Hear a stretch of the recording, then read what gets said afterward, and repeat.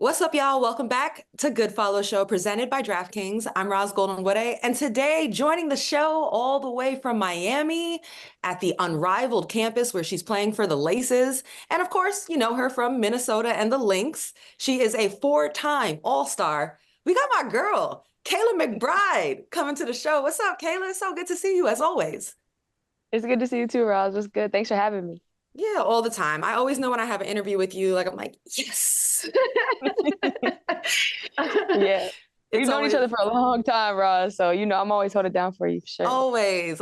It's all love. So I heard you cook and I heard you bake. And in the meantime, it's Marina who's getting all of the attention with her Cooking with Mabry series, her and Dejanay going back and forth.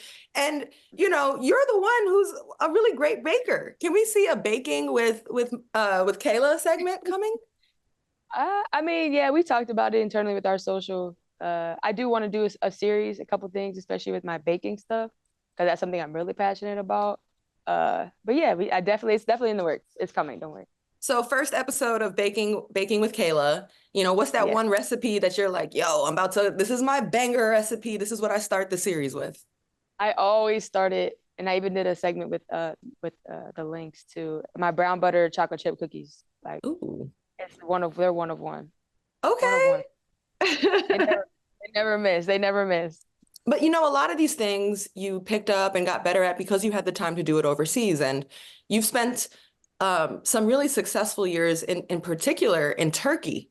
Normally this time this year, you'd be in Turkey. The last 4 years you were with Fenerbahce and very successful 3 EuroLeague championships, including back-to-back 2023 and 2024. And this past year, I'm gonna say the flowers because I know you won't.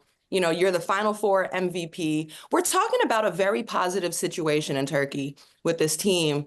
So, what was the process then of this time this year, walking away from that and taking a leap of faith on Unrivaled?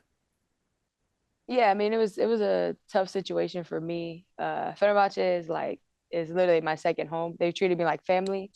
Spending 4 years in one club is not normal overseas. A lot of players normally bounce around to different teams, but I really found a home. I found a family there, and it wasn't easy. And it was emotional for me leaving, but for me and like where I am in my life, where I'm in my career, I needed rest. I had been going and going and going and going, and yeah, there was a lot of success that came behind it, but I was drained mentally and physically. And then obviously we had a great season with the Lynx. But when Fee had approached me about Unrivaled, it just made sense for me for where I was. And Fenner was great. They were understanding of where I was in my career, and they know how much love I have for them and the city of Istanbul. And just putting that jersey on, it was really really important to me. And being in Turkey, like I said, it changed my life in so many ways. But it was just time for me to kind of choose myself and Mm. be home with my family. I'm the oldest of four. And it was just time for me to be around for the holidays. Like I made a turkey this year. I made cookies with my niece and my sister and my mom. And those are the memories that I couldn't get back from those years in Mm. Fenner. And I'd say I didn't make great ones there, but those ones were a little bit more important to me and Yeah. still are right now. So I was really, really grateful to be home, get some rest, work on myself, work on my body, but then also just be present with the people that I care about the most. And that weighed a lot more for me where I am than going back and competing and being away from my family. And so yeah, it was a tough decision, but I think I made the best decision for me overall. And Unrivaled's been great. So it's a win-win. Yeah. I've obviously had great memories there, but it was time to start a new chapter, and I'm loving it so far. Yeah. No, everything you're explaining makes a lot of sense. And I feel like I'm hearing this being echoed around from a lot of different players that are saying, I'm choosing me. I feel like this is a period right now, an era of players deciding, I need a life. I need to, have more balance in this way. I need to invest in myself in other ways. And Unrivaled, is one of the great options right now out, and not to mention the equity piece as well. Um, but, last we spoke in an interview format, we were in New York. It was the WNBA finals, which what an incredible season you had with the Minnesota Lynx. And it goes all the way to game 5, and you guys fall short. In that, it was close, tough game five, and you fall short to the Liberty. You know, now that you've had some time, how much do you allow yourself to rewatch any of the games of that series? Do you maybe just say, hey, I'm over it? Or are you holding on to that? Are you one of them people that's like, yo, I'm fueled by this? Um, I think at first you're devastated, you're heartbroken. Like I think that's the biggest thing for me is like being heartbroken. Um, because it was just such a special group, and obviously we had amazing free agents come in into an already pretty good situation. We made the playoffs, things like that. And we were like, we could just get a couple more pieces. Like maybe we can really do something special. And it turned out to be amazing. And every day I went to work last year with the Lynx, it was like so much joy from Mhm. top to bottom. And that was the hardest part about it because we got to the last game of the whole entire season and to fall short, it was devastating, Mhm. and it's emotional because you know that it will never be that same group of people in a locker room. And that was the hardest part about all of it. Is just knowing like what we built together as a group from the staff, the fans, everybody internally. It will never be that exact group. And that was the hardest part, I think, for me, especially as a vet. And me and Court have talked about this. Like when you get older, you just don't know when you're going to have another opportunity. Obviously, you want to have as many opportunities as you can, but you just Mhm. don't know because so many things have to go your way. And so it was devastating. It was really really hard. I'm not gonna lie, it took me a while to get back on the court. It was easy to start working Mhm. out, but like actually being back on the court was hard. I can still feel it a little bit emotionally. Um, because it's a lot. Now you know you got to start 0-0. Like no matter what, you have to just go back to training camp and start all over. And that, I mean, it's a tough pill to swallow, but that's sports, and that's the business of what we do, and that's the great part about what we do too, because we know what it feels like, and we still have a great group coming in to build on something even better, and that's all we can focus on now. It's obviously devastating. It's hard because you want it for the city, you want it for the fans, you want it for yourself, you want it for your teammates, you want it for your family, whatever is motivating you. Mhm. And so now to be here and kind of wipe the slate clean and you're playing games again, it helps a lot because you can kind of let go of some of that steam. So yeah, there is a little bit of motivation in that, Mhm. uh, and just trying to be the best version of yourself. So that by the time the WNBA season starts, you're ready to go and hopefully have another opportunity to go compete for something special. Mhm. The other side of that whole conversation too is you got that far. That is a tremendous accomplishment in a year where there were many individual and team collective accolades. Like for you, you were an all-star again, your fourth time being an all-star, but it was your first time since 2019. So, as you kind of take the lessons that came from last season, but you roll it forward, what is it that has helped you get back to that status? And then how do you keep it moving forward into next season and beyond? Yeah. I think it's just about knowing yourself, being real with yourself. Um, I'm really, really thankful for my time overseas because it allowed me a lot of time to work on my game, and understand who I wanted to be as a player. Because the game has changed so much Hmm. since the time I got into the league. Like I was just telling somebody, I was like, my first year I was playing with Becky Hammond, and now she's retired and coaching for the Aces. It's crazy, like, and how much the game has actually seriously changed since Yeah. then. Um, and so now I think, when you're young, you're trying to prove everybody wrong. Like, I am this player, I am this all-star, I am this, I am that, blah, blah, blah, blah. And you have so many things that go on, whether you make the playoffs, you're on a good team, you're on a great team, blah, blah, blah. There's so many critics and there's social media. Everybody always has something to say, uh, good or bad, you know what I'm Hmm. saying? We need social media, but also like I think it was what really helped me was controlling what I have inside of myself, inside of my mind.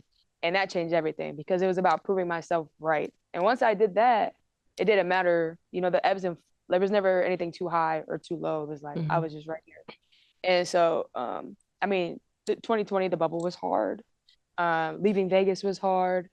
Finding my way in Mini was hard. And so I think especially this past year I kind of just let it all go and Hmm. just remembered like and I found refound my joy like with it Mm. because you're constantly trying to be better than you were, better than you were, better than you were. But I think if we can just, green like water that grass where it already is, Hmm. instead of trying to go look for a greener version, Hmm. um, that's where I really found my peace with everything and just finding my way and really finding joy in being myself on the court and Mm-hmm. enjoying it and having fun, win, lose, or draw. I'm just going there competing and having fun. And that turned out to be one of my best seasons as a Mm-hmm. pro at 32. And people are always asking me, why now? And it's just like, because I just know myself better than ever. I'm Mm-hmm. content with myself. I know how to prepare myself. Um, and I enjoy that process. Like my biggest thing when I first came in as a 21-year-old kid was like, I just never want to lose my passion and joy for the game because I genuinely love basketball. I love Mm-hmm. the game. And I could like happily say like 32 going on 33 this year, like I still have that same joy and passion.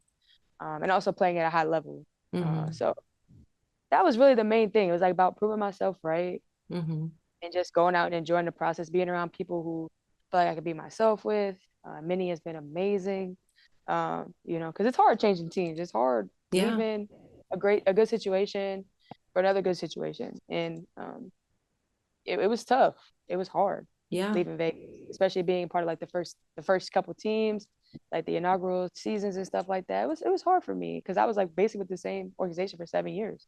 And so between San Antonio and Vegas, and then having to leave, it wasn't easy. And at Yeah. that time, you're in your 20s and you're an all-star and this and you kind of have to humble yourself, to be honest. Yeah. And so I think that once I was able to do that and find my way and prove myself right for as a pro athlete, like everything kind of fell into place and you Yeah.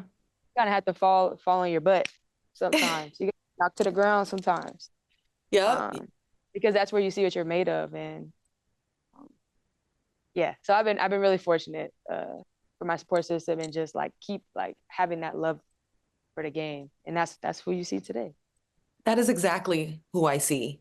I Yeah. actually, I actually made note of the joy and spirit that you have. You are contagious, Kayla. Like and your teammates say that about you. I'm just speaking with you right now. Your teammates say that about you. Like you can feel it, your energy in practice or in a shoot around, how you even engage with others. It really sounds like it's been a personal and a mental journey on top of the physical game elevating, but also just like you said, proving yourself right.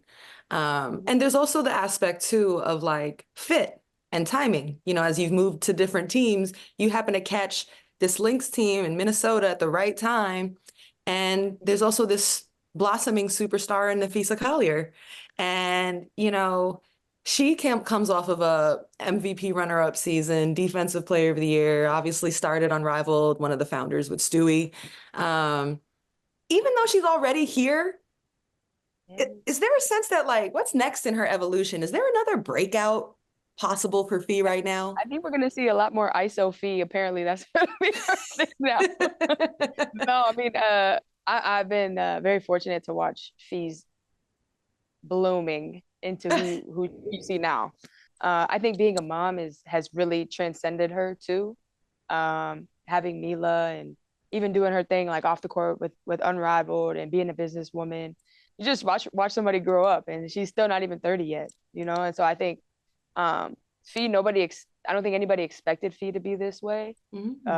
In these MVP conversations, and she just works her butt off, and she's a great teammate, and she's the like most humble superstar in our league, but also carries it with so much grace. She's competitive.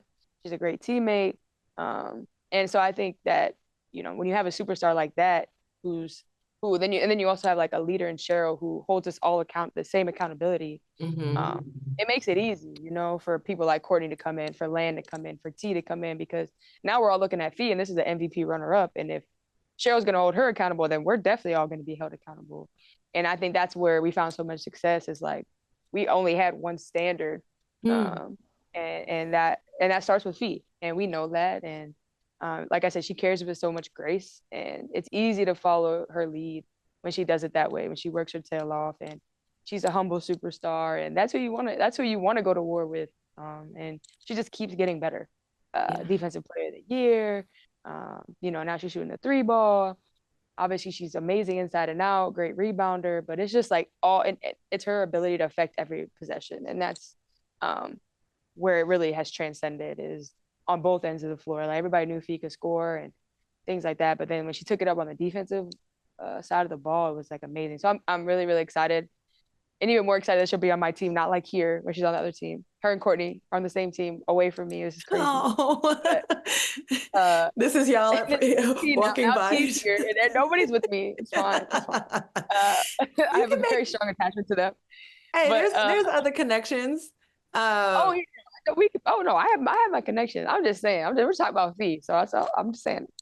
But I just think that I'm really excited to see like the next level that she takes, and I think especially after getting to the finals, I think she has even more motivation for the next season. So uh, I'm just excited. I'm excited to support her through that, but also like alongside her, like Mhm. really just having her back out there. I think that was a big like we took a big leap over the last 2 years where she can rely on me and trust me and in her journey as a superstar in this league. So I've been really fortunate to be alongside of her for the journey, and I'm excited to see where she continues to go. Sure. Kayla, it's always good kicking it with you. I really enjoyed the time, and your thoughtfulness and just vulnerability and reflecting on the ups and downs of a career and a season. It's always a pleasure. Thank you so much. For sure, Ross. Thanks for having me. I appreciate you.